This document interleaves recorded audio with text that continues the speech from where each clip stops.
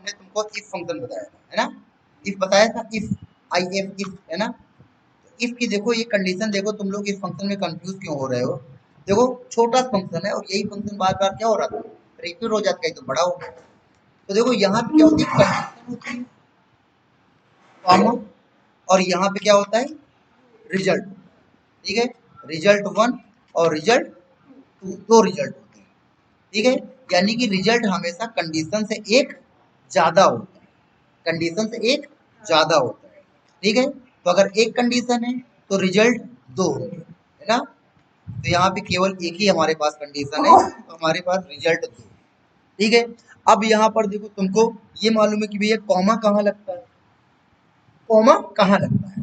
तो देखो कंडीशन और रिजल्ट के बीच में कहा कॉमा लगता है, यानी कि एक चीज जब खत्म हो जाती है तो क्या लगा देते हैं, कॉमा। कंडीशन खत्म हुई, कॉमा, रिजल्ट खत्म हुआ, कॉमा, रेंज खत्म हुई, कॉमा। अब यहाँ पर रेंज तो है नहीं कोई, केवल यहाँ पे कंडीशन है और रिजल्ट है। ठीक, अब यही जब और बड़ा हो जाता है, ठीक है, कंट्रोल सी किया, कंट्रोल सी करने के बाद यहाँ पे कंट्रोल वी किया, यही फंक्शन जब तुम्हारा और बड़ा हो जाता है तो फिर ये कंडीशन वन और रिजल्ट वन बन जाता है। फिर कॉमा लगाने के बाद एक खत्म हुआ, एक खत्म हुआ तो क्या लग जाएगा, कॉमा लग जाएगा। फिर दूसरा फंक्शन यहाँ चालू हो रहा है ना, देखो ना, एक फंक्शन यहाँ पे क्या हो गया, खत्म हो गया। ठीक है, तुमने इफ लगाया, तुमने कंप्यूटर को बोला कि अगर ये कंडीशन सही हो तो ये वाला रिजल्ट देना, फंक्शन खत्म, फंक्शन क्या हो गया, खत्म। अब दूसरा फंक्शन क्या करना, स्टार्ट। तो फिर यहाँ पर तुमने क्या लगाया, कॉमा लगाया, और कॉमा लगा करके फिर क्या लिखोगे, इफ। कॉमा कहाँ लगेगा, जब एक चीज क्या हो जाती है, खत्म हो जाती है। फिर तुमने इफ, और यहाँ पर क्या दिया, कंडीशन, और यहाँ पर फिर यहाँ पे कंडीशन टू लिखी, कॉमा लगा करके रिजल्ट यहाँ पे तुमने क्या लिखा, टू लिखा। ठीक है, कि अगर कंडीशन दूसरी सही हो तो रिजल्ट दूसरा है। ठीक है, तो देखो सेम चीज, वही चीज दोबारा रिपीट हुई कि नहीं हुई। ठीक है, तो यहाँ पे पहली बात तुम लोग कॉमा में कंफ्यूज होते हो, कॉमा में कंफ्यूज नहीं होना। तुम देखो कि जब एक चीज खत्म हुई तो कॉमा, फिर दूसरी चीज खत्म हुई तो कॉमा, तीसरी चीज खत्म हुई तो कॉमा, आ गया। कंडीशन खत्म हुई तो कॉमा, रिजल्ट खत्म हुआ तो कॉमा। ठीक है, जब एक चीज खत्म होती है तो कॉमा। ठीक, तो ये लगा देना है। फिर यहाँ पर अब देखो ये फंक्शन खत्म हो गया तो कॉमा, फिर तुमने इफ लगाया, ब्रैकेट ओपन किया, और फिर तुमने यहाँ पे कंडीशन दी, और कंडीशन कौन थी, कंडीशन थ्री दी, और फिर यहाँ पर रिजल्ट थ्री दिया। आगे समझ में, फिर ऐसे लास्ट तक चलते चले जाओगे।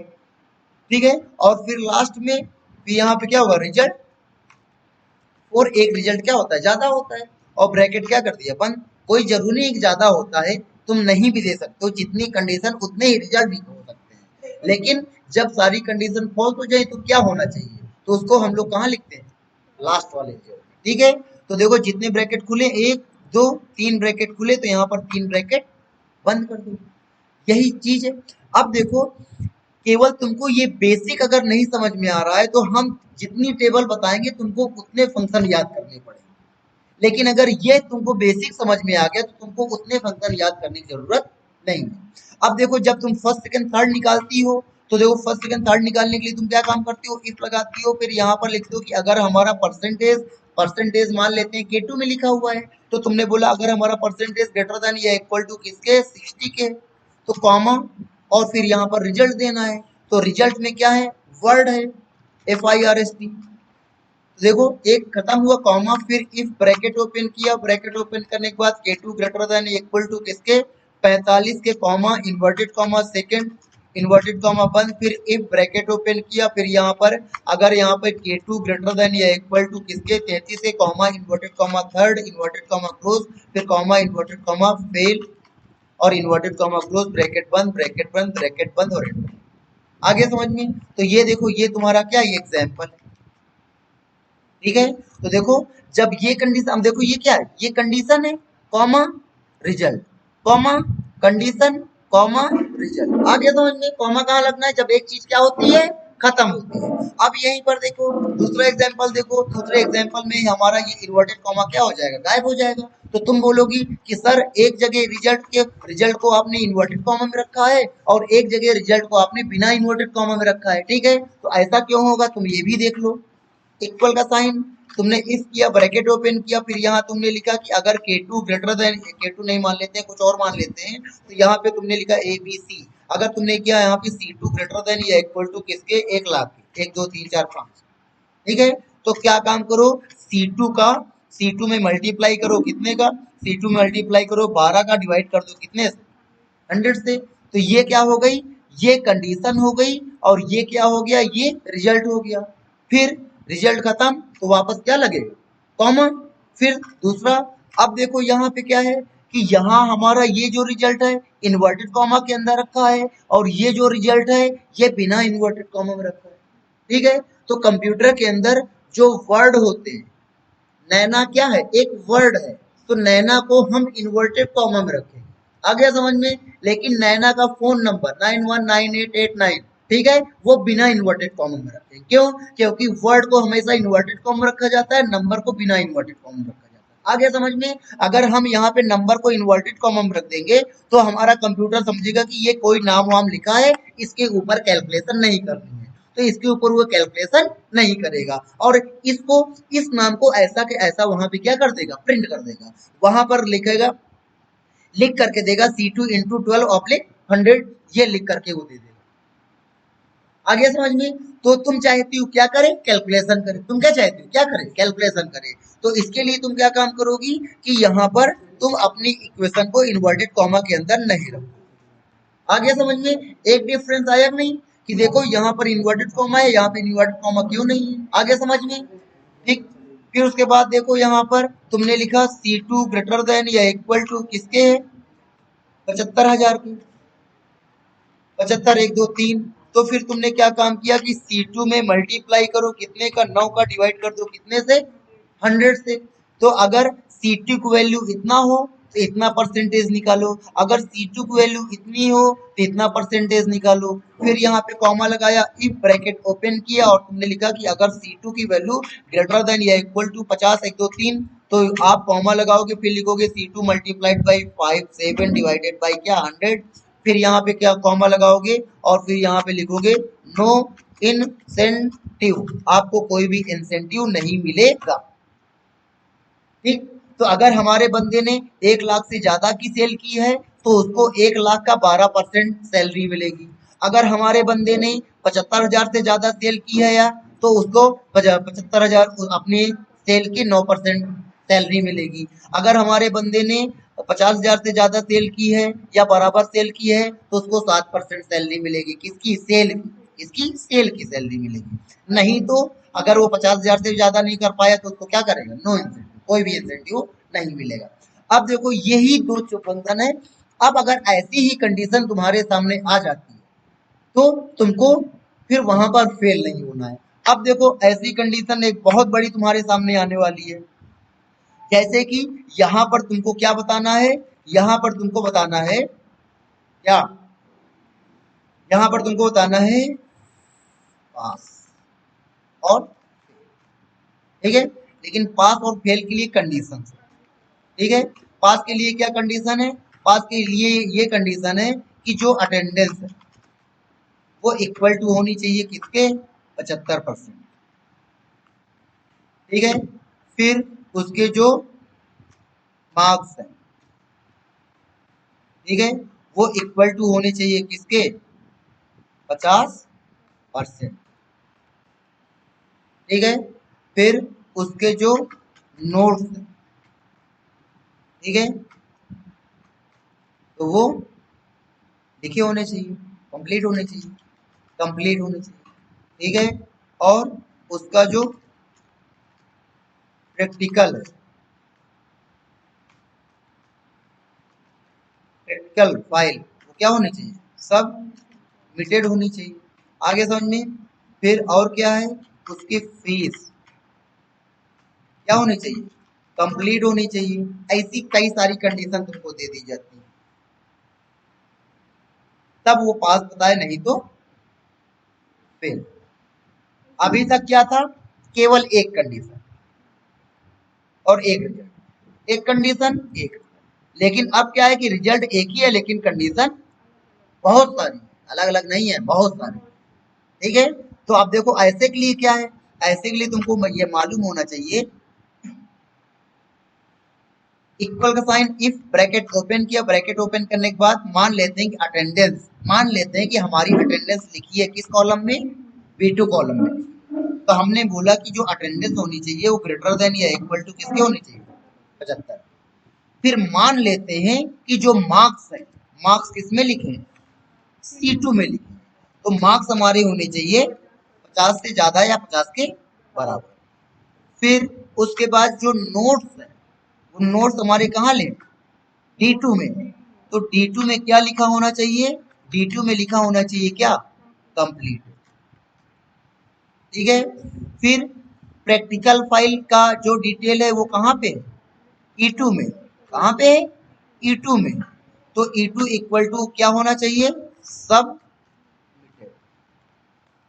फिर कॉमा। ठीक है। और यहां लिखा तुमने फी, फी कहाँ पे है, F2 में।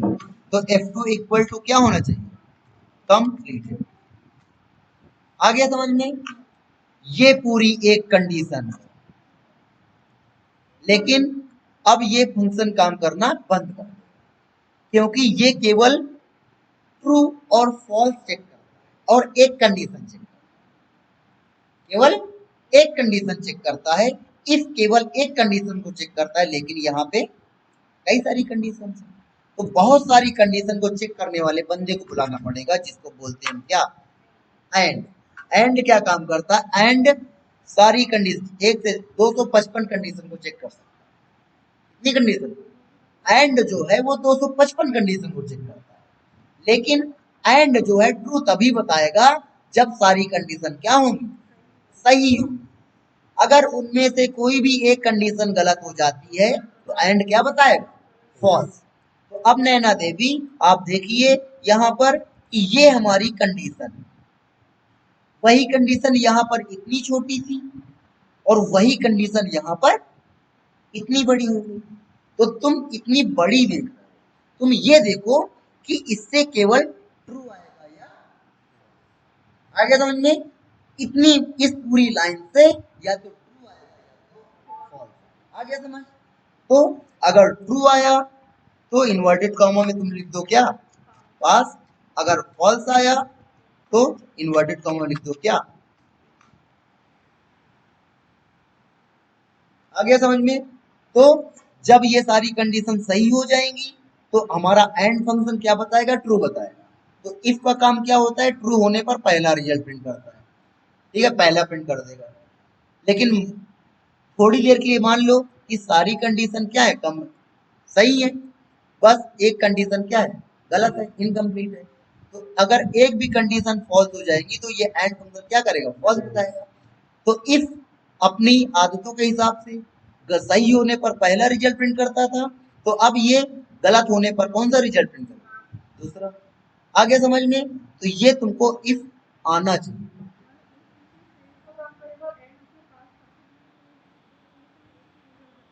अरे भाई, इफ का काम होता है रिजल्ट बताना, लेकिन रिजल्ट वो तभी बताता है ट्रू एंड फॉल्स के हिसाब से बताता है। ठीक है।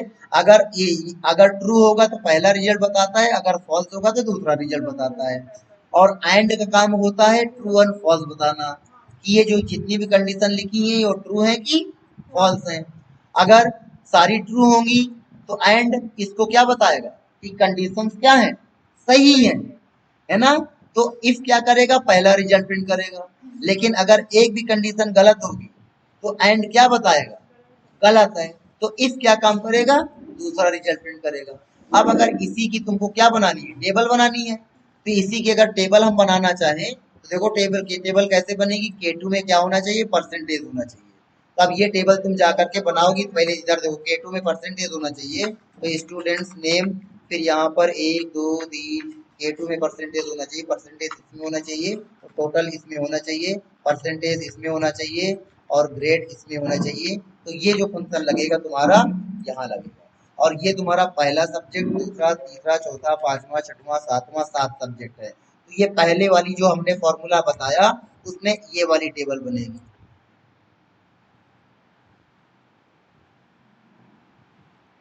आगे समझ में। और यहाँ पर तुमको उसका क्या निकालना है, ग्रेड निकालना है। क्या निकालना है, ग्रेड निकालना है। ठीक है।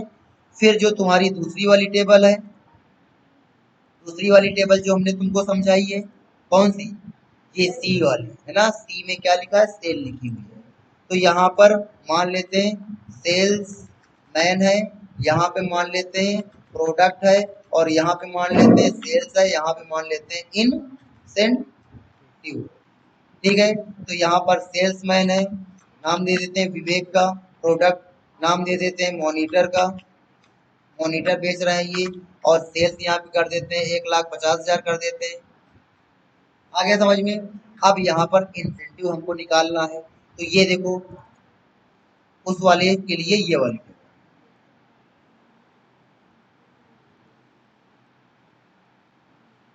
आ गया समझ में। तो यहाँ पर तुमको क्या काउंट करना है, यहाँ पर तुमको इंसेंटिव निकालना है, जिसमें हमने तुमको ये दूसरा वाला फंक्शन बताया, कौन सा, ये वाला। ठीक है, फिर अगला नंबर देखो, यहीं पे आता है तुम्हारा क्या, ये आता है, कंट्रोल एक्स और कंट्रोल, ठीक है। फिर अगली टेबल तुम्हारी आती है ये वाली, बी, ठीक है, attendance marksheet note practical fees. ठीक है, तो यहाँ पर अटेंडेंस,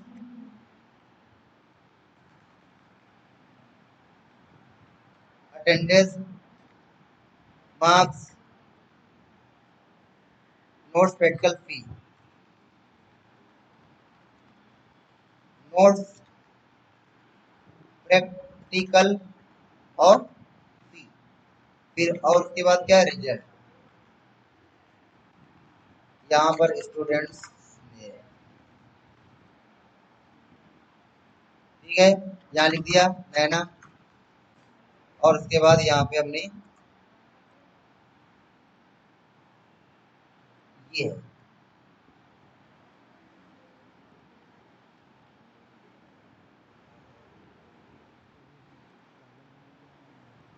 ठीक है, ये कितनी होनी चाहिए, 75 से ज्यादा या बराबर, है ना।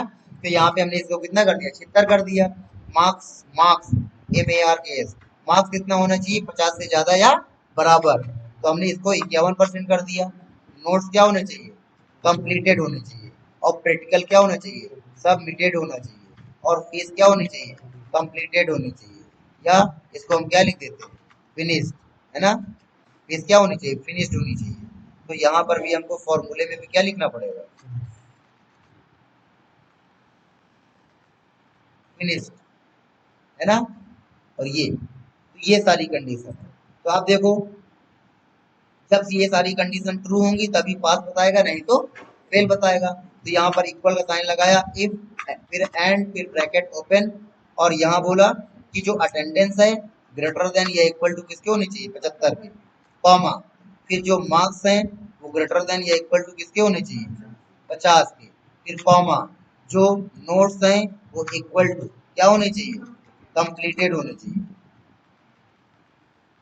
ठीक है, और फिर जो प्रैक्टिकल है वो इक्वल टू क्या होना चाहिए, सब मिटेड होना चाहिए। ठीक है, फिर जो फी है, फी इक्वल टू क्या होनी चाहिए, फिनिश्ड होनी चाहिए। ठीक है, अगर ये सारी कंडीशंस क्या है, ट्रू है ना। तो अगर ये सारी कंडीशन ट्रू है तो एंड क्या करेगा, ट्रू बताएगा। और जब ट्रू बताएगा तो इफ क्या काम करेगा, पहला पहला रिजल्ट, पहला रिजल्ट क्या है, पास। और दूसरा रिजल्ट कब आता है, जब कंडीशन फॉल्स होती है, अभी क्या आ रहा है, पास आ रहा है। ठीक है, फिर यहाँ दिया हमने तरंग। ठीक है, यहाँ पर इसके नंबर हमने कम कर दिए, बाकी ये हमने बढ़ा दिया। ये हमने कंप्लीटेड, ये हमने सबमिटेड, ये हमने फिनिश्ड, और यहाँ पे पकड़ के खींचा तो ये देखो क्या बता रहा है, फेल। क्योंकि ये सारी कंडीशन ट्रू है, लेकिन एक कंडीशन क्या है, फॉल्स है। कौन सी, ये वाली, पहली वाली। B3 की वैल्यू 75 से ज्यादा या 75 के बराबर होनी चाहिए, लेकिन B3 की वैल्यू 75 से ना तो ज्यादा है ना तो बराबर है, क्या कम है। आ गया समझ में। तो ये तीन टेबल है हमने तुमको बताई, इफ वाली, एक हमने तुमको ये बताई, मार्कशीट बताई। ठीक है, ये तुमको आनी चाहिए। यानी कि अब ऐसी कोई भी टेबल हम तुमको दें तो तुमको यहाँ पर ये नहीं बोलना कि मैं ये नहीं बना पाऊंगी या मैं ये नहीं कर सकती, ठीक है? क्योंकि इफ फंक्शन एक इम्पोर्टेंट फंक्शन है और ये तुमको आना चाहिए, क्योंकि इसके बहुत सारे क्या है यूजेस। कर लोगी, कर लोगी ना? ठीक है, तो ये हमने तुमको बता दिया। इसकी फोटो खींचना चाहती हो, लो फोटो खींचो और जाकर के ये टेबल टेबल की फोटो खींच ली। हाँ वीडियो बनाई थी, वीडियो शायद बन भी रही है, वीडियो को हम स्टॉप